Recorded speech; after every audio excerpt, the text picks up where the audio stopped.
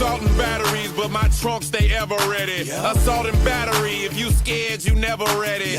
Alright, so the foundation of this channel has always been about my day in the life videos. I've taken this camera with me all throughout the United States, all throughout Canada, and I have met wrestlers that I never would have thought imaginable, ones I've dreamt about since I was a little kid, and really lived a really crazy and unbelievable fan experience. But there are still a few wrestlers that I have not met yet, and I've compiled a little list of the top wrestlers that are still on my bucket list to meet. If you're new to this channel, make sure to like, subscribe, and share this video, and let me know who your top wrestlers are that you haven't met yet. Starting off with Sheamus. I know this is one of those things, he's not even, I'm sure, too hard to meet at like an Access or a WWE World, but I think he really came into swing of things in WrestleMania 28 when he won the title.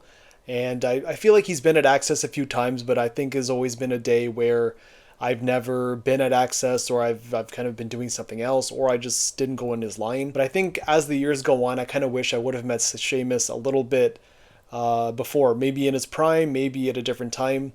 But he's been one of my favorite wrestlers for so long, and really one of those guys that kind of flew under the radar when it came to like priorities to meet, and now he's made a list of like my top wrestlers that I haven't met yet. Next is a tag team. Again, one of those guys that flew under the radar for so long, considering they've been in WWE for so many years, over 10 years.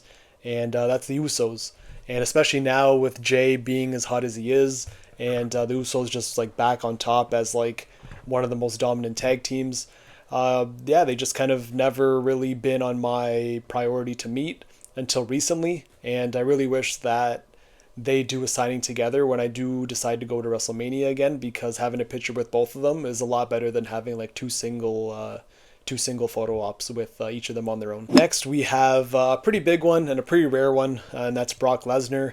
And I know he's done signings in the past when he released his book with Paul Heyman, and I know that was a lot of the New York City area where he did it in, and maybe that was my only chance, because you really don't hear a lot of like Brock Lesnar's doing an autograph signing. But I feel like down the road there is going to be an opportunity for me. I always see these random posts of like people on Facebook saying that Brock Lesnar came to like the restaurant that they worked at, or they saw him at like a supermarket or a Walmart. And you know, there hasn't been any bad stories except that one person at the airport who kind of like pawned their kid off on him. I feel like Brock Lesnar is one of those guys for every fan that's you know, what do you call, like a unicorn almost. It's like so rare, but it'll come around once in a while.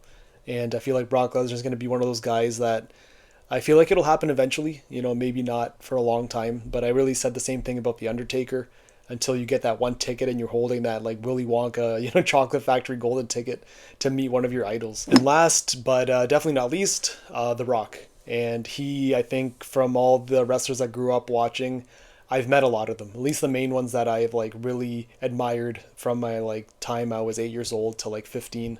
And The Rock is the only one really left on that list. And having The Rock on that bucket list and having that photo, getting an autograph would be, I want to say, I know the feeling, because when I met Stone Cold Steve Austin for the first time, like I was literally shaking, and I honestly thought I was going to pass out the first time I met him.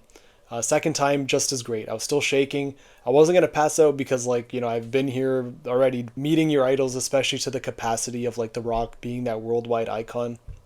Again, another one of those guys that I feel is on every fan's bucket list to meet. If you have been able to meet him, like you're one in like very few, I feel like. And same with Brock Lesnar.